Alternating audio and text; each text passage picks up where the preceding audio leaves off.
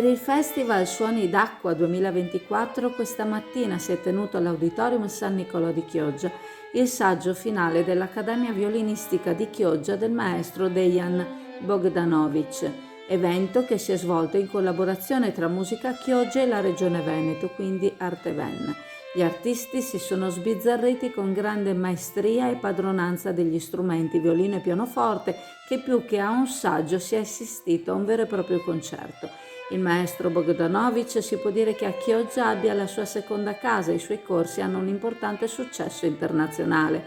Musica a Chioggia, con l'associazione lirico-musicale Clodiense, oltre ai corsi avanzati, tiene corsi per tutti i livelli, con insegnanti diplomati al conservatorio e con musicisti di chiara fama. A breve termineranno i corsi per il 2023-2024 e si dovrà aspettare il prossimo autunno per poterli riprendere. E siamo nello studio del Servizio Nord-Est 2.0 e vorremmo sapere di che cosa vi occupate. Ci siamo fortemente focalizzati sui bonus edilizi, in particolare sul superbonus, quindi interventi prevalentemente condominiali di efficientamento energetico.